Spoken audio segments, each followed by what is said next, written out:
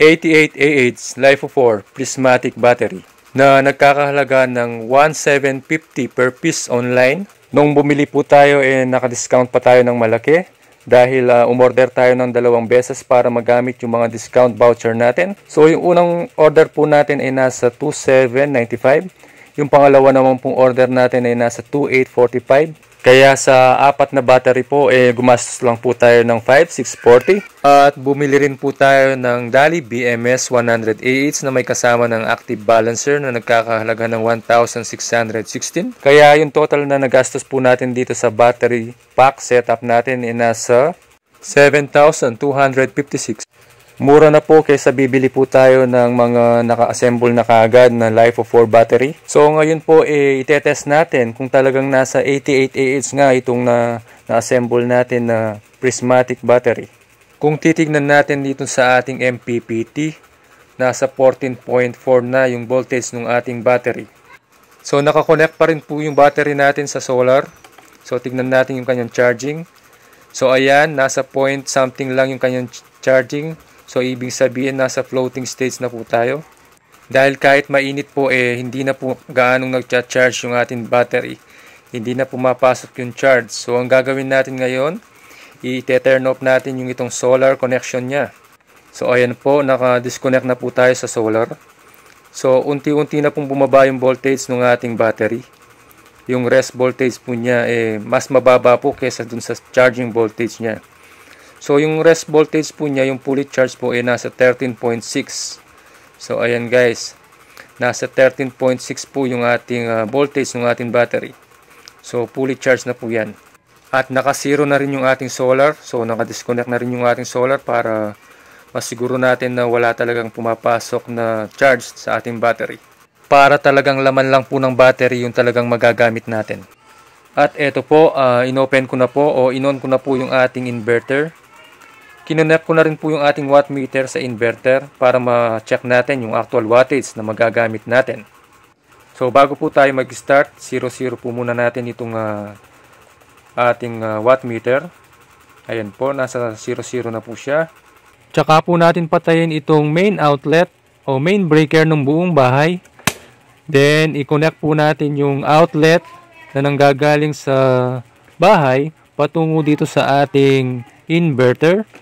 So, pagsaksak ko po ngayon dito sa ating wattmeter, makokonect na po yung power nitong battery para isupply yung power ng ating buong bahay. At ito na po, nakasaksak na po tayo, nakakonect na po. So, ito po yung power consumption ng ating buong bahay. So, sa unang saksak po, ayan, nasa 600 plus. So, kung mapapansin nyo, mataas sa una, pero bumaba po. So, yung actual wattage natin nasa 50 plus lang. So, binunot ko po yung rep natin dahil yung gagawin po natin, ito po yung main na gagamitin natin, yung ating 0.5 na aircon. Ito po yung sisindihan natin. Check po natin kung ilang oras gagana. Pag sindi po natin ng aircon, ito na po yung ating wattmeter. Nasa 400 plus na po yung watts na ginagamit ng ating aircon. At kahit na mainit sa labas, naka-disconnect po yung ating solar. So, pure battery po yung gumagana niyan. After few minutes guys, nasa 500 plus na yung wattage na pumapasok dito sa ating wattmeter. Naka 17 minutes na rin tayo. Buhat nung sinindihan natin itong ating inverter. So, ayan, 17 minutes, 83 watts. So, 500 plus. So, nakapatay pa rin yung ating solar. All battery pa rin yung gumagana. So, balikan natin ulit mamaya after few minutes guys. After more than 30 minutes, eto, check ulit natin yung ating wattmeter. So, naka 33 minutes na po tayo na puro battery lang yung ating ginagamit sa buong bahay. So, yung total na nagamit natin ay nasa 238 watts na. So, ayan. Nasa 500 plus pa rin yung ating watts. So, check natin yung ating inverter kung umiinit ba o hindi. So, ito guys yung ating inverter. So, working naman. So, ito yung ating MPPT na naka-battery lang yung ating ginagamit.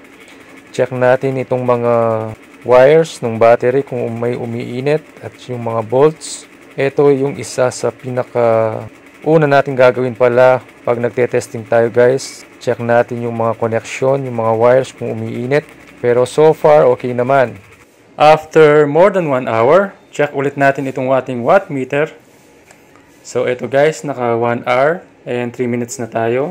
So yung total na watts na nagamit natin 537 watts na. So tuloy-tuloy pa rin gumagana yung ating battery at inverter. At nasa 600 plus yung reader ng ating watt meter. Pakita ko lang sa inyo na nakakonect sa inverter itong ating watt meter. Ayun, nakasaksak sa ating inverter. So check natin yung inverter. Medyo mainit na. Pero ayos lang yan. Check natin yung battery voltage. Malapit na rin ma-drain. So nasa 12 something na lang. So ito yung ating battery. So all good naman. Hindi naman nag-iinit.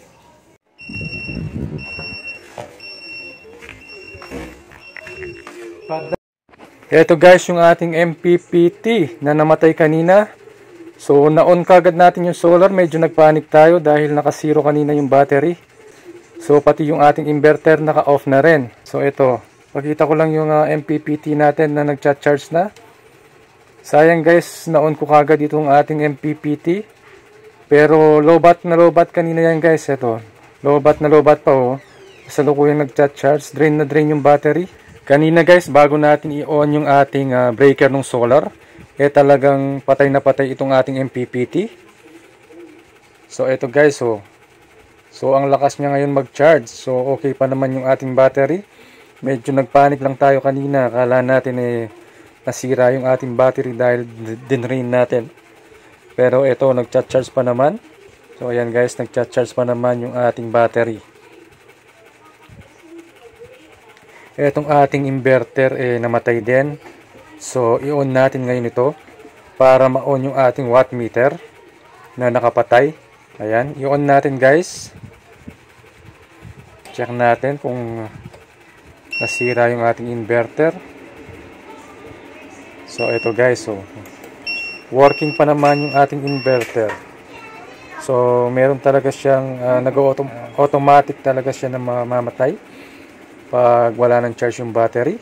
So ngayon i-check natin yung ating total na nagamit.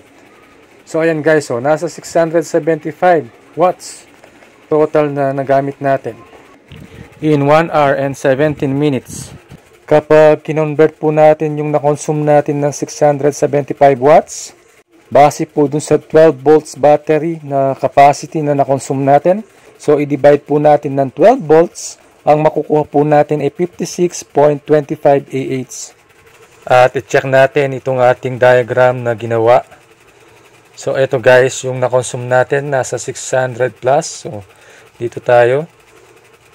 So ayan. Base dito sa diagram na ginawa ko guys, meron tayong 10% assuming na inverter loss. So ayan, nasa 60 plus pa yung ating AH. So mukhang malayo pa rin dun sa 88 AH na expected natin.